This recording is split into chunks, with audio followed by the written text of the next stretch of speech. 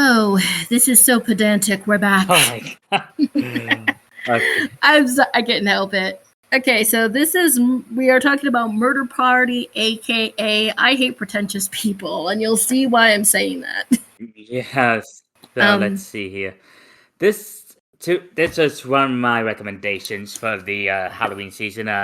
This 2007 independent dark comedy horror was directed and written by Jeremy Saulnier. Saulnier would go on to direct many horror and thriller movies such as Green Room, Blue Wind, and Rebel Ridge. The last one actually won him an Emmy for Best TV Movie. And you got this. Go You ahead. got this. Okay. Saulnier's childhood friend Macon Blair plays Macon. The duo have been making amateur movies together since middle school. Blair would even go on to be an actor and writer, starring in films such as Oppenheimer. He even directed movies such as I Don't Feel Right at Home in This World Anymore and the reboot of The Toxic Avenger. And that's really all the info we have on these guys, because they're famous but not super. It seems like they're just sort of like they make stuff and they sort of stick to themselves, if that makes any sense. Yeah, like they many make smaller films together. Because I think they're still around. It's just like they don't because Rebel Ridge was in 2024. They're not people who I guess on the radar. Yeah. So this was such an interesting movie. Because the main character doesn't really do anything until like a little later, but this poor guy named Christopher finds a invitation to a party, and he decides to attend. He makes himself a costume out of cardboard, and let's see, and he's a meter maid, and a lot of people hate him because of it. And we see how he lives a pretty lonely life. He lives in a studio apartment with his cat, Sir Lancelot, which is this long-haired Mancoon who never gives up his chair, like ever. He's a beautiful cat. Yeah, definitely. So he seems like really excited to go to this party, except like right away we discover that the people at this party are crazy, because what happens is they try to kill him, but when that doesn't work, they tie him up to a chair, and it turns out that they're art students. Are art. Okay, you're like, wait, why is that important? We're going to explain, because see, they have a patron named Alexander, and I guess he said, I want you guys to make art by killing somebody. So there is Paul, who's dressed as a vampire, Macon, who's dressed as a werewolf, Sky is a zombie cheerleader, Lexi is Chris from Blade Runner, and Bill is a baseball fury from the movie The Warriors. So their idea is, hey, let's do what Alexander says, because Alexander also says he has like a lot in grant money. So whoever makes the best piece of art gets the grant money. So the first death is completely accidental. Chris made some pumpkin raisin bread, which Sky just starts eating. She's allergic to inorganic raisins, and she gets dizzy, and right before she sits down, she falls onto her side onto a big, clunky metallic object, which kills her. So... And Macon gets mad at Chris. It's like, how the hell was he supposed to know she was allergic to raisins, especially non-organic raisins? That's such a specific allergy. Yeah, so they wrap her up in plastic and hide her in a little ice cooler before Alexander arrives. Because, of course, they're not going to call 911. I'm just going to say, all these art students, they're idiots. We will get to that in a little bit. Because, so first of all, they kidnapped this poor hapless schmuck with the intent to kill him. But see, their patron Alexander arrives, and I hated this character from the moment he appeared. I could not stand him. And he appeared with Psycho, who apparently is his drug dealer, and a dog named Hailhammer, who is part dingo. So he asks like everyone in the part. Well, first he threatens Paul and tells Paul to take off his entire costume I don't know why he does this. I think it's because Paul had a better vampire costume than Alexander did. But he humiliates him in front of everybody. And he thinks it's funny. So they each like explain what they're going to do in order, to get the grant money.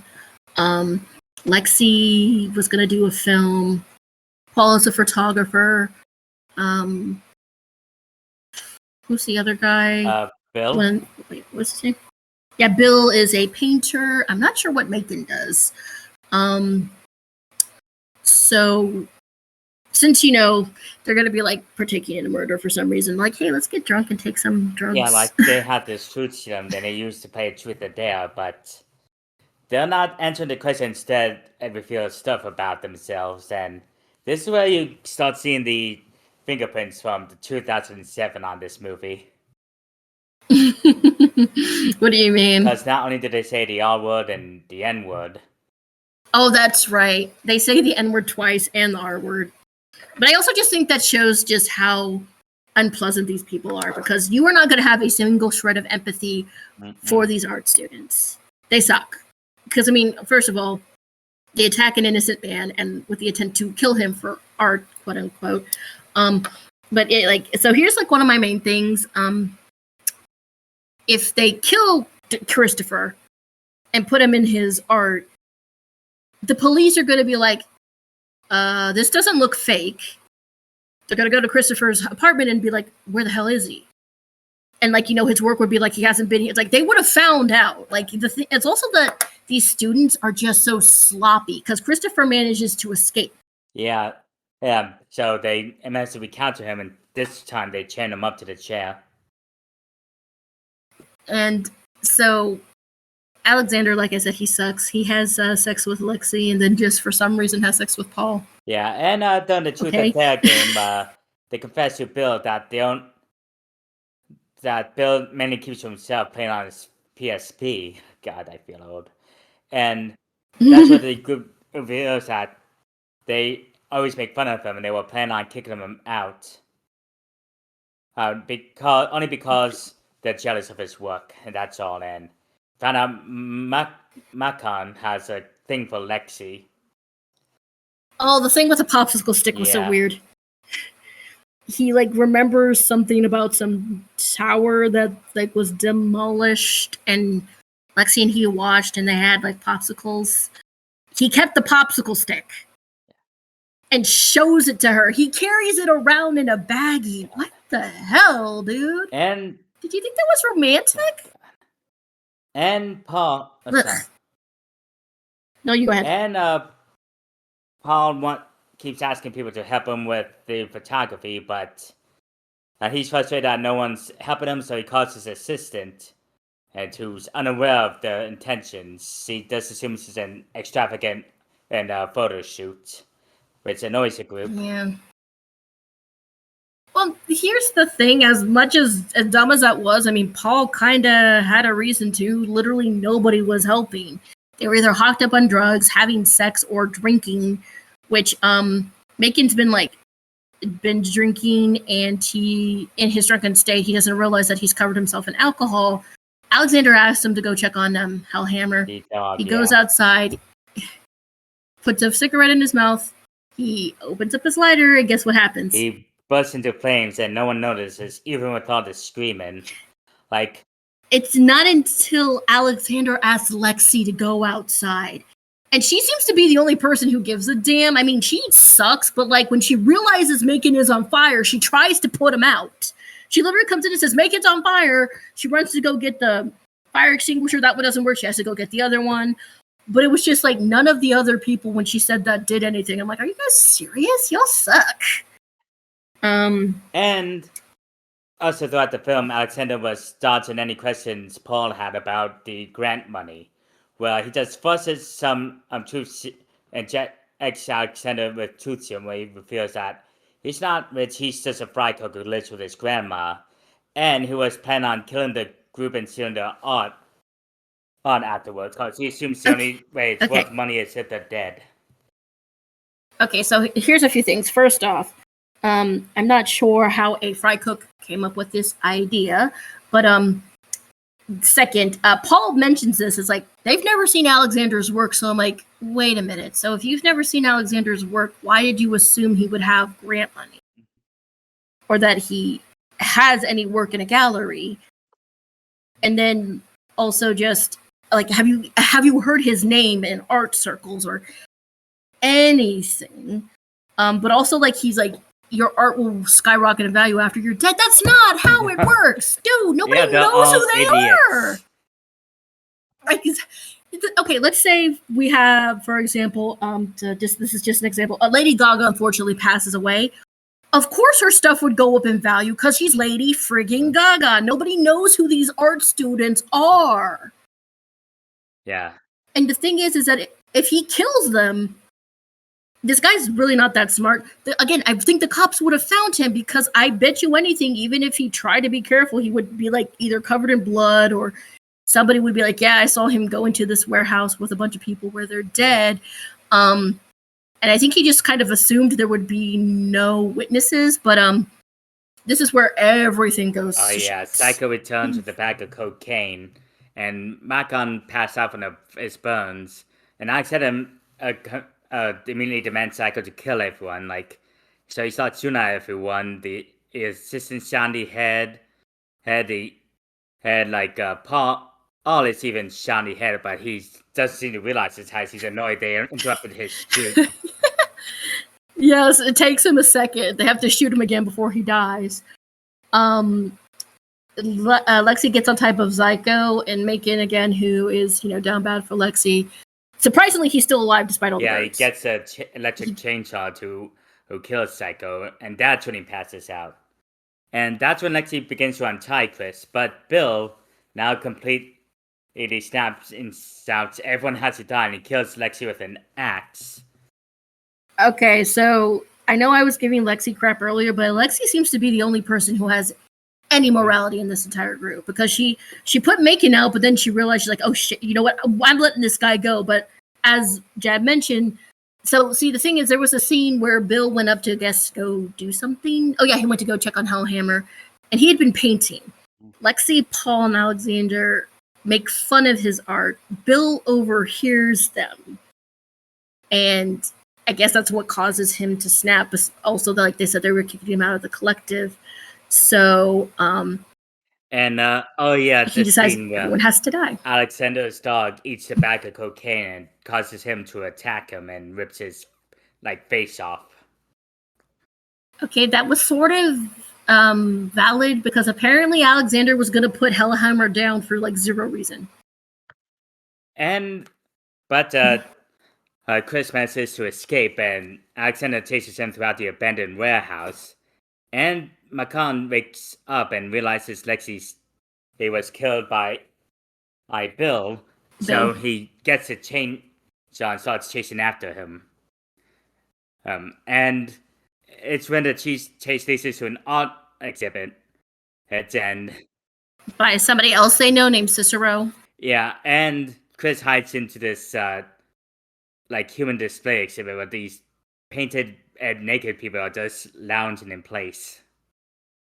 Well, no, he even says call 911, and they're just staring at him, and I'm just like, is everybody in this movie stupid? Except for Chris.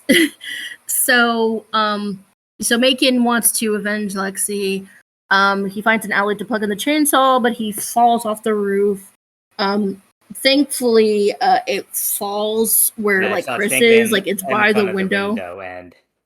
And while Bill kills everyone else, before he can kill Chris, he grabs a chainsaw and just absolutely destroys his head as he shouts, I just wanted to party! He exits the room and borrows a security guard's phone to dial emergency services. And says it's real. Good on Chris for at least trying to, have some justice done. He could have left that, but he at least was like, you know what, the police need to know about this. Yeah. Not surprisingly, but all the art people think it's just, some avant-garde piece, a commentary and something like Vanity Media or whatever. And And Chris finally arrives home, still ill, covered in his blood-soaked night costume. Like, he went dressed up as a knight with his costume made out of cardboard, and he asks Sir Lancelot to give him the chair, and he finally gets out of the chair for him, and he just watches TV, still in his blood-soaked costume. That's where it ends. That's the end. Yeah, so actually, what were you expecting from this? I ended up enjoying not a lot, but I ended up enjoying this because I think it was sort of making like a statement on extremely pretentious people who care more about art than like human life. You know, it just felt like I'm also one of those people who dislikes like people who is like they want to push the boundaries not because they have something to say, they just think that's what they should do. Money. They want the they want the attention and accolades. And also they did a good job of making like the art students just so unlikable and unbearable that you don't care when they die. Yeah, definitely. And like some parts of it aged badly, but I absolutely love the dark humor and how Chris isn't exactly bright, and yet he has to outsmart these psychopaths who are so full of themselves. And he manages to. And like I said, I do like that at the end, he does call 911 just so you know they like the people who died. Like even if he doesn't like these people, it's like their bodies deserve to be found, you know, so the families can have some closure. But one of the things is I really like it when people make the villains in their movies just deplorable. Oh yeah. I'm fine with a character who's like, you know, complex, but I like it when a villain is actually a villain, you know? It just like an irredeemable piece of shit. Oh yeah. So again, I didn't really feel anything for when they died. And I also liked the ending. Like Chris, I don't think really sees him as a hero. He kind of maybe sees himself more as like a survivor, if that makes any sense. Oh yeah, definitely.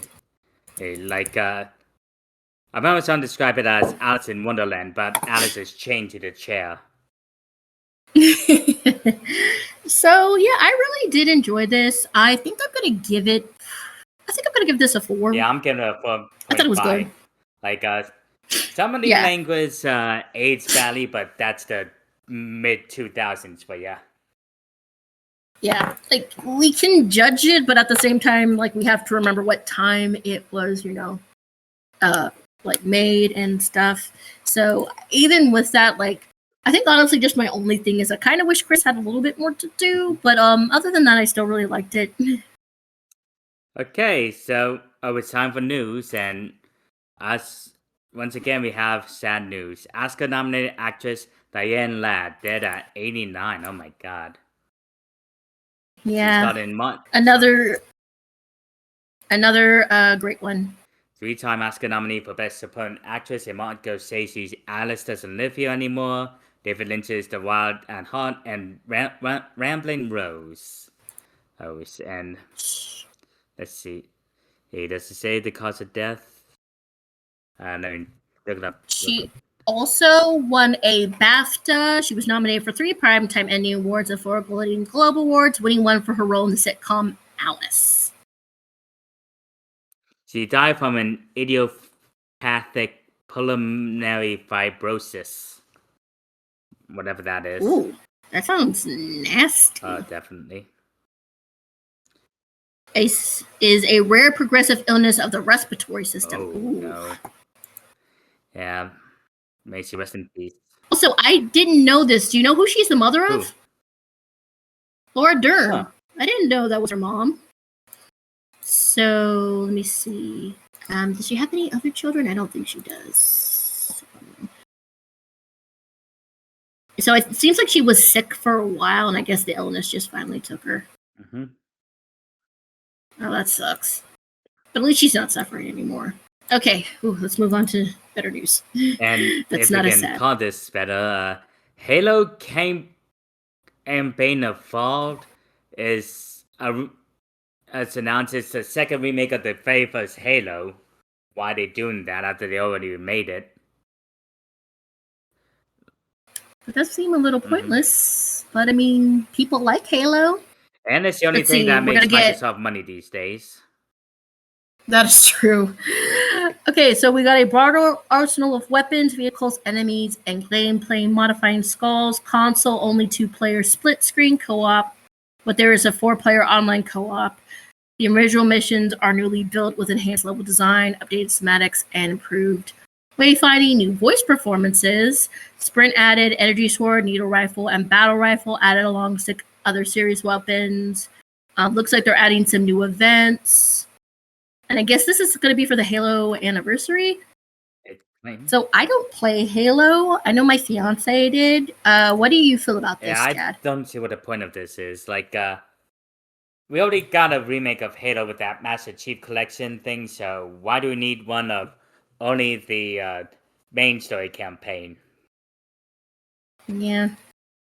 So now I know we're both excited for this. I originally was a little skeptical, but we got the final trailer for Zootopia 2. Oh yeah. I'm genuinely excited about this because it turns out there's like an underground layer to Zootopia where like the reptiles have to live.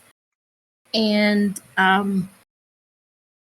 what I like about the first movie is I love how they incorporated all the animals and stuff. So I'm really interested to see this again. I'm gonna probably try to see it maybe opening weekend. I'll see if my fiance wants to go with me because he did like the first movie. I'm also looking forward to the new Shakira song because I love the first one. So, what about you, Jad? Yeah, I mean, I was surprised by the first one, and the second one. Oh yeah, me too. Focusing more on reptiles, and that new male, the horse voiced by Patrick Warburton, remind me of certain bigoted politicians. Okay, and I added this just because I'm gonna let Jad talk about it just because it's one of his, something he loves. So go ahead, Jad. Oh yeah, new trailer for Hazbin Hotel Season 2. Oh. This was a while ago, because, I mean, did the new season start already? It started last week. So, Heaven is conflicted. Like, Sarah sees upon learning that potential sinners can be redeemed. She's torn between her concern for Heaven's safety, but also her guilt in allowing the exterminations to happen. While Lutz is angry that they're not going to let her lead the army anymore. Like, instead, Adam's son Abel is now the leader, and he does not like conflict at all. And like the new season focuses people are getting the wrong idea about the hotel. At first, Charlie's happy to see all these new sinners, but they thought it was a training camp to learn how to kill angels, and when that's not the case, they all leave. Wait, what? Yeah, because of how the. Where did they get that idea though? Because of the final battle? The fight against Adam. Remember? Wow, man, Charlie cannot catch a break, can she? But they have even and bigger things to worry about when Fox starts leading a smear media campaign against Charlie in the Hazbin Hotel. Because of course. And it's there we learned that when Fox was alive, he ran an influential media empire, aka a cult, where he plans on having a fee easily. An uprising against not only the morning stars but all of heaven, so they can rule both heaven and hell. And it honestly leads to a pretty catchy villain song. I'll take your word for it. And we also got some of Sir Potential's backstory and why he's in hell. And fun little fact: why he was in hell. Why he was in hell, yeah. Well, apparently complicity to evil is still evil. What? Well, Sir Potentius. Okay, spoiler territory, but when Sir Potentius was an inventor in the 1800s, he witnessed a long rumored killer murdering a woman, and hinted at being Jack the Ripper. And he identifies him, but he also recognizes him as a very influential and powerful person, and he was afraid to tell the truth. and he Oh, that's tied that bullshit. lion goat to his grave. And honestly, these are What? pretty tense moments where the protagonist is racked with guilt as he confesses it.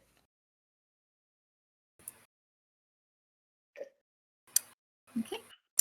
And next up, I'm excited about this. So, Steven Universe creator Rebecca Sugar has been working in cartoons for an extremely long time. And she has just gotten the go-ahead to make an animated feature from Annapurna featuring the Moomins.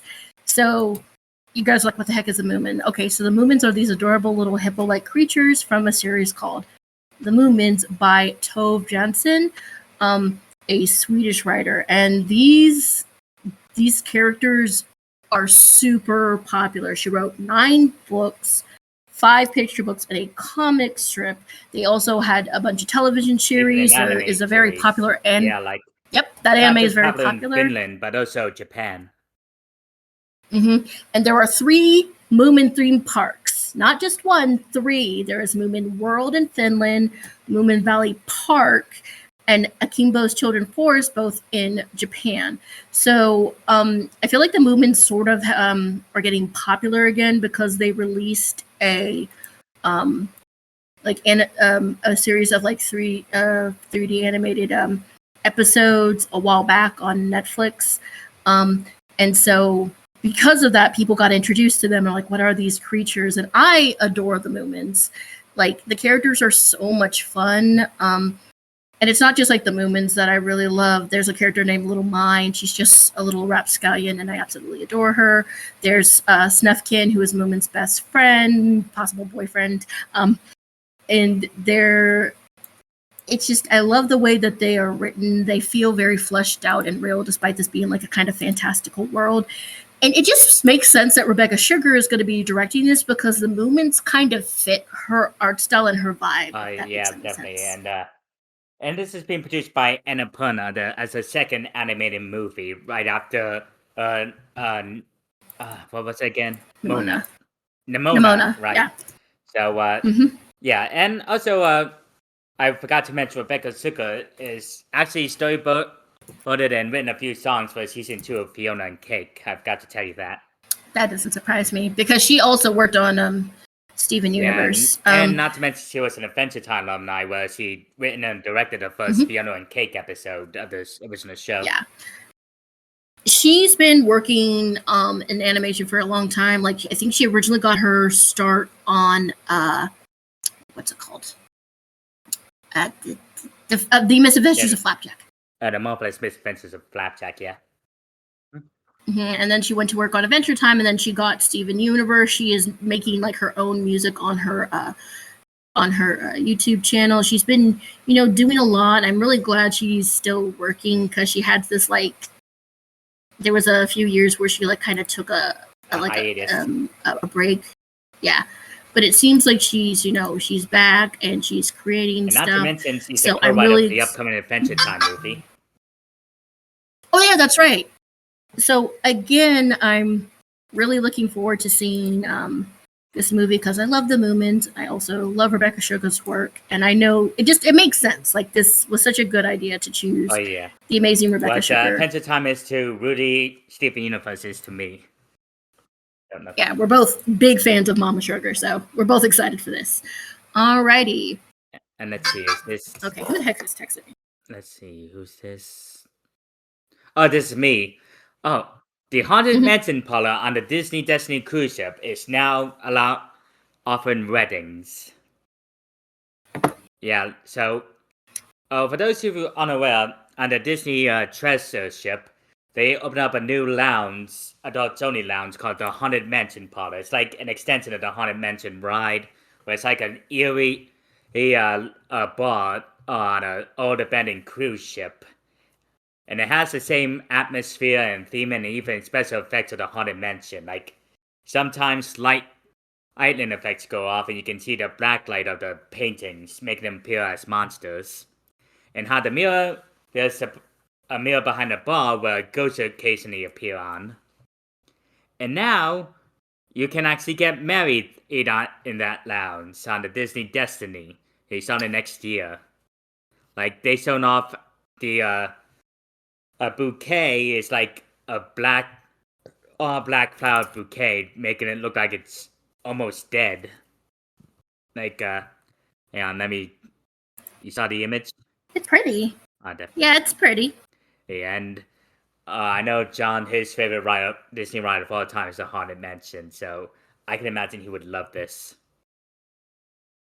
So the package includes the officiant, the flower arrangement, as well as a cake and a champagne celebration, and served in another unique venue on the cruise ship. Does it say how much this costs? Because it seems like this would be expensive. Yeah, weddings are not cheap. It doesn't say how much it costs, but I can imagine it costs an arm and a leg. Yeah. I mean, I'm not saying that like it's a terrible idea, but I just feel like a lot of people right now are trying to save money where they can. So, I mean, if you've got the money, go for it. Oh, and you added this. Yep. So I mentioned this actually to celebrate like a late celebration on my birthday. My fiance and I went to see the Demon Hunter sing-along in theaters, and it apparently shook up the Korean box office. So let's see. It struck a chord with Korean audience with $323,000 across 143 screens. And again, this is an American film, but like since it is about K-pop and Korean pop culture, Korea has really been enjoying it too. There's been like I think 2 different pop-up shops in Korea inspired by the movie. But yeah, the movie has a lot of legs. It's doing extremely well. So also I think we're going to talk about this later, but like Chainsaw Man also did extremely well. Yeah, I'm just happy that this movie is doing so well because this movie came out I think in July and August, I think. Hang on, let me check. Like let's see here. Not to mention it was straight to streaming, so the fact that it's doing well in the box office is amazing, even when you can watch it at home. June 20th. Oh, June, okay. So yeah, like the fact that this movie is still doing well, people said like Netflix found their Frozen, they pretty much did. We got some news for our friend John. Season 2 of live action One Piece premieres on March 10th. Oh, so that's actually pretty soon. Yeah. And we got some pictures. Yeah, and you also got a few images of Drum Island, and which is one of the arcs for the manga where we're introduced to Tony Chapper. Everyone's favorite character because he's so dang cute. Oh, he's definitely adorable. Yeah, we even see the Straw Hats in their winter gear. Nice. Okay, let's see. And we'll actually be coming back to a little bit of One Piece news right now, actually, because Rooty? So I was searching around to find some more anime news, and it turns out that they have cast the character of Bon Clay. He's going to be played by Cole Escola. So I'm still reading the manga. I haven't watched the anime, but I've seen pictures of Bon Clay before, and I think this guy kind of actually looks a little like him. So Escola. Yeah, like Bon Clay is a shapeshifter. He can shapeshift into literally anyone. Did he eat a gum? One of the devil's fruit? Devil's fruit. That allows him to shapeshift. And he's very eccentric, and he gets along fine with the Straw Hats until he realizes that they're the target enemies for the Baroque Works organization he works for. Did he got to the Alabaster arc yet? Not yet. I'm still really behind. I'm gonna buy the I have, which book do I have? Hang on a second. I'm grabbing it. I have volumes 10, 11, and 12. As soon as I'm done reading this, I'm getting the next book. I'm so behind, guys. I'm sorry. Yeah, And let's see. Yeah, he's gonna be appearing in season 3 of the show, so they already got season 3 planned out. I mean, this has been, I think, the best live action anime adaptation they've ever. It also helps that Oda, So- the creator of One Piece, is also very hands-on with the show. Like he has to approve of everything: the casting, the writing, the set designs, even the cinematography. And so I think that's like, again, why the casting has been just so stellar, is because he's been involved. And let's see, is this you or me? I think this is you. Yeah, Chainsaw Man debuts to #1 at the North American box office. So let's see, Demon. This is after Demon Slayer makes box office records with a $70 million debut.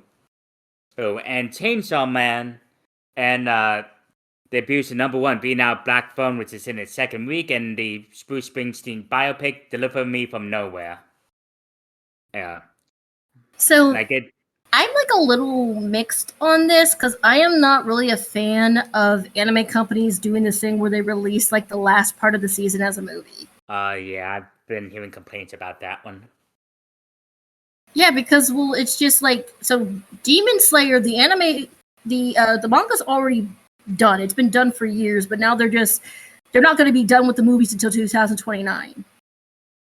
So I just like, here's the thing. I'm very happy that anime is is profitable, because I remember being in like middle school and high school, we had nothing when it came to anime. It was hard to find good manga and anime.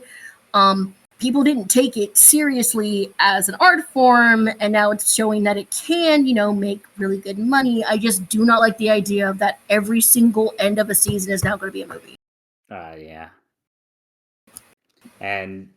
But it's still a big deal that anime is starting to be taken more seriously. I mean, because back then it was hard to find a lot of anime and manga. You had to go on to the open seas, as we call them. Yeah, or YouTube if somebody uploaded it. And like the stuff we had, it was sort of like, we had Dragon Ball, Pokemon. We had a lot of animes that were like based off of toys, and also we were around for the horror that was for kids. What was it called, for kids? Yeah, well, they just absolutely butchered a lot of shows to make them more. They butchered Cardcaptor Sakura, Yu-Gi-Oh!, One Piece. The original One Piece dub is really, really bad. It is horrendous. But also they took out the violence. That was one of the major issues a lot of people have, is like they would remove guns, they would change the names of characters to make them more American, or they would be like, I remember there's like that girl who gives Zolo the rice ball. She calls them cookies. Oh, yeah. Those are not cookies, they're rice balls. They call them just about everything. Cookies, donuts, sandwiches, everything but rice balls. Just call it a rice ball. Yeah, it was dark times. So it is like, I am happy that anime is now more mainstream, because guys, it was the dark ages. We couldn't find anything, for anime. Getting anime merch was also next to impossible. So it's like, I am happy that it's become more mainstream and that we can now, have better access to it. Okay, now this one, is it my turn now? Yep, yeah, it is my turn. Okay. So, Terrifier actress sues over back-end deal. Katherine Corcoran alleges in a lawsuit that she reached a deal for 1% of all profits across the franchise, but she's only been roughly paid $8,300 thus far. Yeah, this is really bad. And also, if you go deeper into the article, she also alleges that she didn't agree to do that scene in the first film where she's topless and gets sawed in half lengthwise. Yeah, so this could potentially destroy this franchise if it doesn't get resolved. And also, it's just a scummy thing to do. Why not just follow what you say? 1% really is not that much. And the fact that they went back on the deal is just... apparently they were told that the production doesn't keep records. If that's true, then that is possibly another lawsuit coming. If you admit that you don't keep records, that's not going to help your case. Yeah. I don't know. I don't understand why. Yeah, like this is an issue I've noticed with a lot of like I guess like directors in general. They kind of sometimes will sort of think they're like not like untouchable, and they get a little bit of a big head. Apparently, that the work conditions were not that great. Apparently, in one of the scenes, they shot the 40-second increment scene across 10 hours. Oh God. Yeah, she apparently suffered cranial swelling and eardrum damage as a result for being upside down that long. So, yeah, this lawsuit might take a while, but I have a distinct feeling that the Terrifier franchise might suffer a little bit. And then while that sucks, Catherine didn't deserve to be in such poor working conditions, nor does she deserve to not get paid. As someone who's had it where I haven't gotten paid before, I really don't like it when I defend people who didn't get their money. Always make sure you get your money, okay? Yeah. People will try to screw you and over. I gotta get the mail real quick. You want to take the next one real quick? Yeah, I got it. Jon Stewart renews a Daily Show for another year. So I don't really watch the Daily Show, but I know who Jon Stewart is. So while they didn't want to keep Stephen Colbert, they have signed Jon Stewart on for another year of hosting the Daily Show. He will also continue to serve as an executive producer. And let's see, this is what they said about Jon. Jon continues to elevate the genre he created. His return is an ongoing commitment to the comedy and sharp commentary that defined the Daily Show, said head of Comedy Central, R.E. Pierce. The renewal is a win for audience, for Comedy Central, and for all our programming partners. We are proud to support Jon and his extraordinary news team. All right. Okay, let's see. And then next, I'm going to wait actually for Jon to come back for that, so I'm going to keep talking about this. So it, like, late shows have sort of been disappearing, and a lot of them have come under scrutiny with a certain president in the office, because a lot of these hosts use their humor to lash out at politics, which is sort of a right of the people. You are allowed to criticize the people that are in charge. Like we know this year, Jimmy Kimmel got sidelined, but then he got rehired after making a joke about a certain person getting shot. He wasn't talking about the person who got shot. He was talking about the shooter. But also Colbert Stephen Colbert got his show canceled. So the fact that the Daily Show is still running is a big deal. So congratulations to I'm back, Jon. All right, perfect. So we're going to move on to the next bit of news. Let's see. Which features some stuff we already talked about, but animated indies, imports, and limited runs chart on weekend box office. So I mentioned that I went to go see K-pop Demon Hunters on the big screen with my fiance. And while the studio wasn't packed, K-pop Demon Hunters managed to sneak in at number 4 on the weekend box office with $243 million from North American theaters. Right now, Chainsaw Man is at number 3 altogether for its domestic total. It has made $30.98 million. We also had a fresh tune title called Stitchhead, a lovable main monster meet circus sideshow that made $2.1 million. And then let's see. There was this is very indie. This is Mike and Spike's Animation Extravaganza. It's like a 3-day run of animated sports, indie. Yeah, and that made $104,787, which is nothing to sneeze at. And the reason I added this is because, like I said, both me and Jad are massive fans of animation. And in the past year, animation has been struggling to, I guess, like carve a place out for itself in the entertainment industry. A lot of people have considered it a lesser art form, but it has been proven that it can make money. It can be successful, and like right now there's been a lot of highly successful animated projects that have done better than live action stuff. And it can be just as good, or if not sometimes better. Okay, let's see. And yeah, it's nice to see animation get treated more seriously these days. And let's see. Is this you or me? You. Okay, first look at Sesame Street coming to Netflix. The 56th season or so, it's premiering November 10th. And yeah, soon. Got a few screenshots and a trailer, I believe. That's true. Yeah. My nephew's gonna be really happy about this.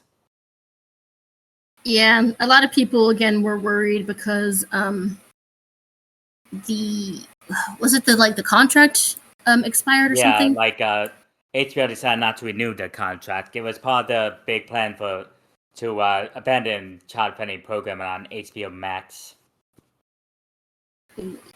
Which, I mean, makes sense just because Netflix is... I mean, Sesame Street's been around since, like, my brother, who's, like, much older than me, since he was little. And it is... The good thing is Netflix is still going to allow it to be shown for free on, like, YouTube. Yeah, and because, public broadcasting. Yeah, because, see, the big thing is the reason Sesame Street got so popular was because it was originally on public... public TV, and it was so anyone free. Can watch it. Yeah, that was like Jim Henson's thing. He wanted to make sure the show was accessible to everybody, and they're still continuing that, which I know a lot of people were worried about. Yeah, especially with the Max deal, with how originally HBO had to get first run, and a public broadcast, as in would have to wait months to get the episode, or allowed to get the episode. So this new deal is a lot better, in my opinion. Oh yeah, especially just HBO Max and Warner Brothers has been having such weird past few years. I think it is better that Sesame Street is now with Netflix. Okay, and some good news. You got this. Yeah. So while you may not know her name, you have probably heard the voice of Kristen Schaal. Now, she is an actor, but she's also done a lot of voice acting. Her most famous role is Louise Belcher from the popular cartoon show Bob's Burgers, which I also think is one of her best roles.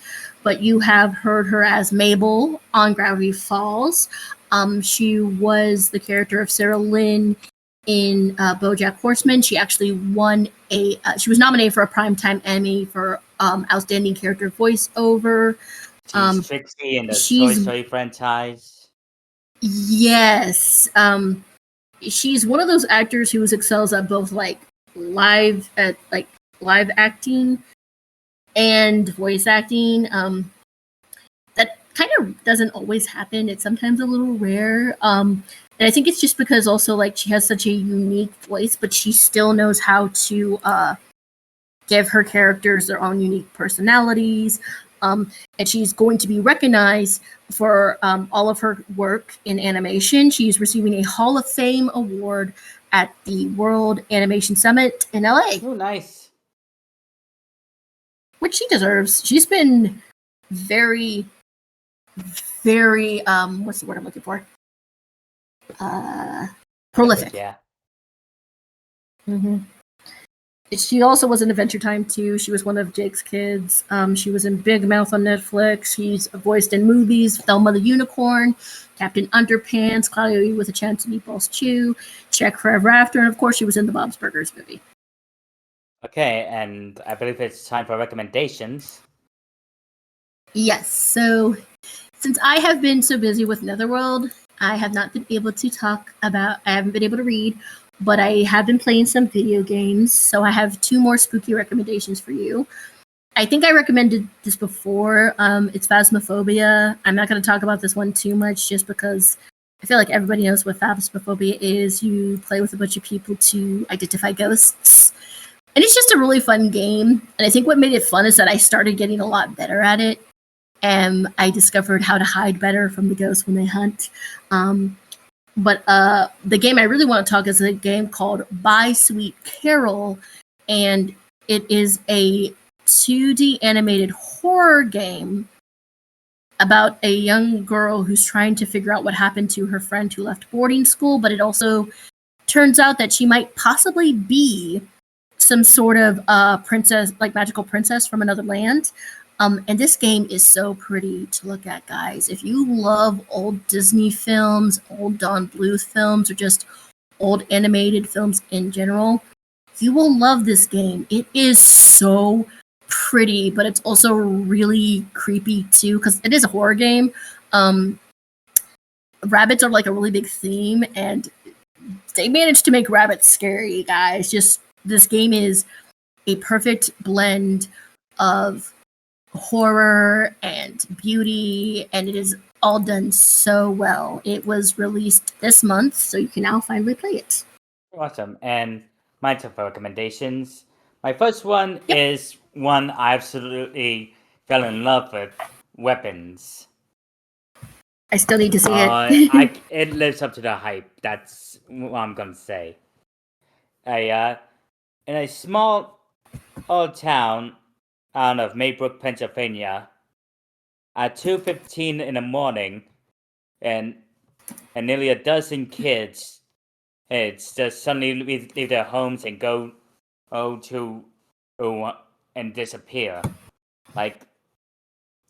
and because of the confusion and mystery, a lot of the people instead directed their anger at the teacher of the class all those kids were in, and Alex. No wait, and it's not Justine. And Justine, who's a teacher, she soon finds herself as a town pariah, outcasted and blamed for the kids disappearing. I'm not sure why. And it's a non-linear story where we focus on different people throughout each segment, and it's told out of order a bit. It slowly builds into suspense, and when it gets to the actual horror, oh man, it's not for the screamers, is all I'm gonna say. It's directed by Zach Kreger, who also directed Barbarian a couple years ago. Oh. And it's also in negotiations with Warner Bros. To talk about directing a prequel that focuses on the main villain for the movie. Oh, interesting. So yeah, I definitely recommend this. It's destined to be one of the prime examples of horror films. Oh, okay. And the next one is another Star Kids musical, Black Friday.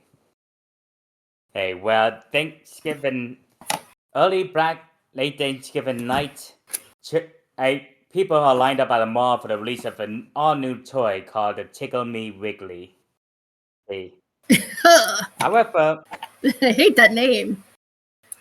Yeah, it's a newest doll, but things take a dark turn when people are trying to get at the doll, and it leads to a big riot and even a cult. Well, something and sinister and almost Lovecraftian is behind this doll. I'll end. And it takes place in that same Hatfield universe as the guy who didn't like musicals. Yeah. And oh boy, my food is here, so maybe we should wrap this up. All right, well, that's it. So we're going to get back to normal stuff. Next time, we're going to be reviewing Happiness, The Secret of the Lock with my friend, Sushi. We'll see you guys next time. Bye.